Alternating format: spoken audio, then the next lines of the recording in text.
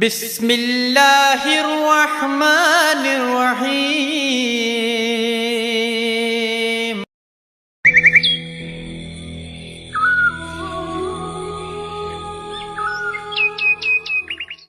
میرے نبی پاک صلی اللہ، ایک شخص حضور کے سامنے بیٹھا ہے تو منہ چڑا چڑا کے باتیں کر رہا ہے۔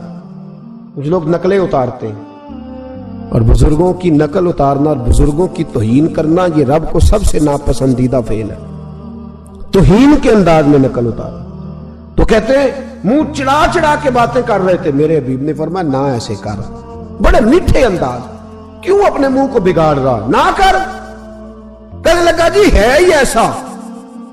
حضرت ابو ہریرہ فرماتے ہیں میں قریب بیٹھا تھا، حضور مسکرا رہے اور نہ کر ایسے۔ کہنے لگا جی یہ میرا منہ ہے ہی ایسا۔ فرماتے ہیں میں دیکھ رہا تھا حضور کے چہرے کا رنگ بدلا، آنکھوں میں جلال آیا، اور میں اچھا جا پھر ایسا ہی ہو جائے، جا پھر ایسا ہی ہو جائے۔ کہتے ہیں میں نے دیکھا اس آدمی کا منہ بگڑ گیا۔ حضرت ابو ہریرہ فرماتے ہیں وہ رویا کرتا تھا مدینے کی گلیوں میں اور کہتا تھا کوئی مجھے معافی لے دو، لیکن گرا جو ان کی نگاہ سے وہ سنبھل نہیں سکتا، گرا جو ان کی نگاہ سے کبھی سنبھل نہیں سکتا۔ کوئی ایسا کام نہ کرے، کوئی ایسا کام نہ کرے، کوئی بھی، جس سے حدیث صحیح میں موجود ہے بنی اسرائیل کے ایک شخص نے اپنی ماں سے بد دعا لی تھی اور عابد زاہد تھا، لیکن ماں کا نافرمان تھا، تو اماں نے کہا جا مرنے سے پہلے تو آزمائش میں مبتلا ہو جائے۔ رب کی خفیہ تدبیر سے ڈرنا چاہیے۔ تو مرنے سے پہلے ایسی آزمائش میں ڈال گیا کہ ایک بری عورت نے الزام لگا دیا، لگا الزام، لیکن زمانے میں رسوائی چاروں جانب ہو گئی۔ تو لوگ آ کے کہتے تھے تیرے ساتھ کیا بنا؟ کہتا کچھ بھی نہیں، میری اماں نے میرے لیے بد دعا کی تھی، اس کا رنگ دیکھ رہا ہے، کیوں میں نے ستایا اپنی ماں کو؟ توبہ کر، دعائیں لیا کریں زندگی میں، بد دعاؤں والے کام ہم تو 1 منٹ لگاتے ہیں بد دعا لینے میں، 1 منٹ لگاتے، 1 منٹ۔ ایک میں بزرگوں کا پڑھ رہا تھا ایک دفعہ اخبار میں، تو ان کی آنکھیں کالی ہو گئی، اندر سے کالی ہو گئی، تو بیچارے نابینا ہو گئے۔ کسی نے ان سے کہا کہ ہوا کیا؟ تو کہنے لگے ایک شرارتی لڑکے نے میرے آگے کھڑے ہو کے 2-3 دفعہ ریس دی تو دھواں میرے منہ پہ پڑا، تو آنکھوں کے اندر گھس گیا ہے، بڑے علاج کرائے، لیکن اس کی شرارت تھی نا۔ تو وہ کہتے ہیں میں تو یہی کہتا ہوں کہ اللہ کرے تجھے بھی کبھی یہ معاملہ ہو، تجھے پتا چلے۔ ہم نہیں، باز ہی نہیں آتے، ہم کسی کو تکلیف دینے کا کوئی موقع ہاتھ سے جانے نہیں دیتے۔ میرے عزیزو یاد رکھو، ڈھونڈا کرو کہاں کہاں کس کس کو ستا بیٹھے، کس کس کی توہین کر بیٹھے، کہاں کہاں ہم نے لوگوں کے بد دعائیں اکٹھی کی۔ بد دعائیں پیچھا کرتی ہیں، جس طرح دعا پیچھا کرتی ہے بد دعا بھی پیچھا کرتی ہے، وہ پیچھے پیچھے چلتی ہے، وہ تاڑتی ہے۔ عتبہ نے میرے رسول پاک صلی اللہ علیہ وسلم کی بے ادبی کی، حضور علیہ السلام کے چہرہ انور پر اس نے معاذ اللہ ثم معاذ اللہ تھوکنے کی ناپاک جسارت کی۔ میرے حبیب نے دعا فرمائی یا اللہ اللہم سلط علیہ کلب، اللہ اس پر درندہ مسلط کر دے۔ ابو لہب کا بیٹا تھا، رات کو جب سوتا تھا تو ابو لہب 2-4 بندوں کو معاوضہ دے کے کھڑا کرتا تھا کہ نیزے لے کے کھڑے ہو جاؤ، میرے بیٹے کے قریب کوئی نہ آئے۔ توجہ ہے آپ کی؟ نیزے لے کے کھڑے ہو جاؤ۔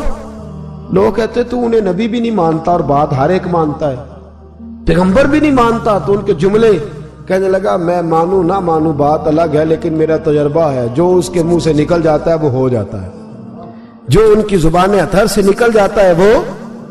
ایک سفر پہ جا رہے تھے، قیام کرنا تھا، سونا تھا، 4 پائیاں لگی چاروں جانب، تو بیچ میں ابو لہب نے اپنے بیٹے کی 4 پائی لگائی، بیچ میں۔ جاگ رہے ہیں آپ لوگ؟ ارد گرد دوسرے لوگ سوئے بیچ میں، اور لوگ کہنے لگے تو پاگل ہو گیا ہے، اگر کوئی شیر آئے گا تو باقیوں کو نہیں کاٹے گا، صرف اس کو کاٹے گا۔ کہنے لگا بد دعا تو اس کے لیے ہوئی ہے، دعائے ضرر تو اس کو ملی ہے، اسی پہ مسلط ہوگا۔ شیر آیا رات کے اندھیرے میں، لوگ تھکے ہوئے تھے، ایک بندہ جاگ رہا تھا، وہ کہتا ہے اس نے سب کے منہ سونگے لیکن کسی کو اس نے تکلیف، کسی کو تکلیف، سونگتے سونگتے عتبہ تک آیا۔ اور لفظوں کا فرق دیکھیے گا، آیا ہے، چیرا ہے، پھاڑا ہے، ٹکڑے کیے، حصے بکھرے کیے، لیکن ایک بوٹی بھی نہیں کھائی، مار دیا، چہرہ بگاڑ دیا، وجود کاٹ دیا، چلا گیا قتل کر کے۔ کھایا نہیں, ایک لقمہ بھی اس کے وجود, بھائی درندے پھاڑنے آتے ہیں کہ کھانے آتے ہیں, وہ کھایا نہیں, پھاڑ کے چلا گیا. لوگ سویرے پوچھنے لگے صحابہ سے کہ ماجرا کیا ہے, تو گویا صحابہ زبان حال سے کہہ رہے تھے گستاخ کا گوشت گندا ہوتا ہے, جانور بھی نہیں کھایا کرتے, گندا ہوتا ہے, یہ ہے میت کسی بے ادب کی, منہ دکھانے کے قابل نہیں ہے, ان کے دشمن پہ لعنت خدا کی, وہ رحم پانے کے قابل نہیں ہے. میرے رسول پاک صلی اللہ علیہ وسلم کی زبان اطہر سے اگر کبھی کسی شخص کے لیے ایسا جملہ نکل گیا تو پھر اس نے بھی اس کا پیچھا کیا, لیکن میرے حبیب نے دعائیں ہی دی ہیں.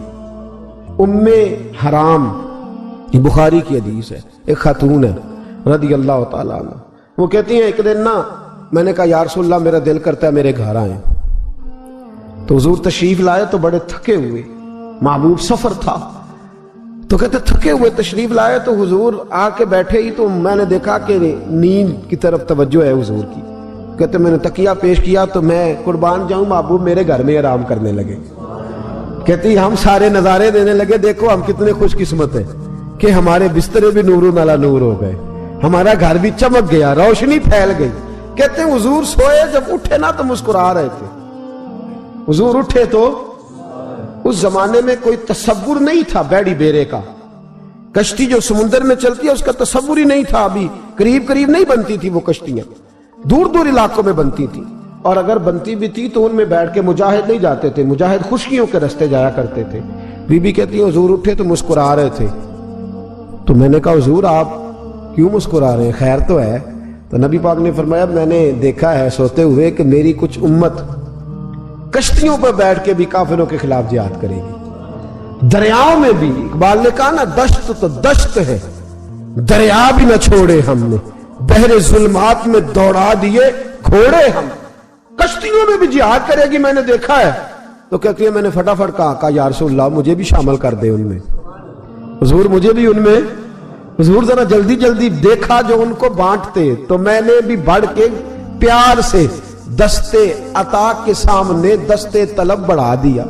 میں نے بھی آگے بڑھ کے کہا حضور تھوڑی خیر ادھر, حضور مجھے بھی شامل کر دے. کہتے پہلے بوڑھی تھی, نبی پاک نے ہاتھ اٹھائے کہا یا اللہ اس کو بھی ان میں شامل کر دے. اب فرماتے ہیں سرکار کا وصال ہوا, کوئی جہاد نہیں ہوا سمندر والا.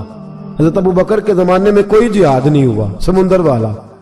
مجھے لوگ کہتے تو نے مرنا کب ہے, میں نے کہا جب تک کشتی والا جہاد نہیں ہو جاتا, جب تک کشتی والا جو دن کو کہہ دیا دن ہے تو دن نکل آیا, جو شب کو کہہ دیا شب ہے تو رات ہو کے رہی.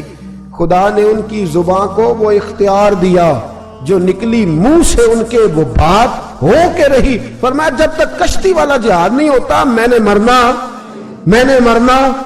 تو پھر بابے کو کہنے دو نا عرش فرشتے بانگا ملیاں, مکے پہ گئی شور, اور بلے شاہ ایسا نہیں مرنا, گالی بکی بلے شاہ ایسا نہیں مرنا ہے, مر گیا ہی کوئی اور تبارت شاہ کدو مر دے جنہ کیتیاں نیک کمائیاں نے, بات ہی ختم کر دی, او کدو مر دے جنہ کیتیاں نیک کمائیاں نے. حضرت سلطان باہو رحمت اللہ علیہ فرماتے ہیں کامل پیر اونا دے باہو قبر جنہ دی جیوے.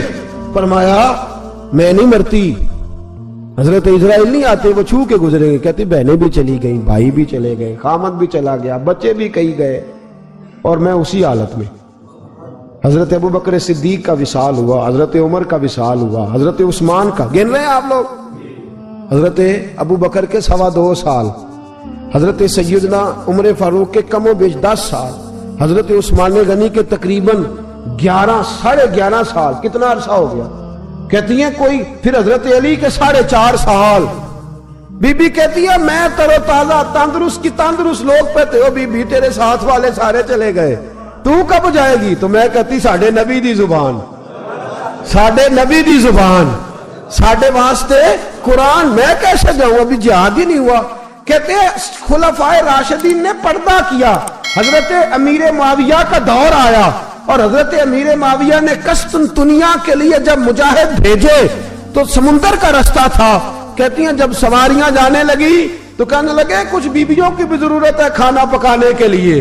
کہتی ہے میں ہاتھ بھی کھڑا کرتی رہی, درود بھی پڑھتی رہی, اور محمد کی صداقت پر شکر بھی ادا کرتی رہی. کہتے میں نے ہاتھ کھڑا کیا تو مجھے کچھ لوگ کہنے لگے بی بی تو سلیکٹ ہو جائے گی، تو بوڑھی ہے۔ تو کہتی ہے میں نے کہا سلیکٹ ہو کیا جاؤں گی، مجھے جانے والے سلیکٹ کر کے گئے ہیں، مجھے سلیکٹ کیا گیا ہے، جنہوں نے ظاہری پردہ کیا ہے نا سلیکٹ مجھے، حضور نے دعا کر دی تھی تو نبی پاک کی دعا فرماتی ہیں ہم نے کشتی میں بھی بیٹھی، جہاد بھی کیا، اور جس دن وہ جہاد ختم ہوا حضرت ام حرام کا وصال ہو گیا۔ تو لوگوں سے پوچھتے بی بی چلی گئی، کہنے لگے ہاں مصطفیٰ کا کیا ہوا وعدہ جو پورا ہو گیا ہے، میرے محبوب نے جس کو دعا دے دی، میرے رسول کریم نے جس کے لیے دعا کر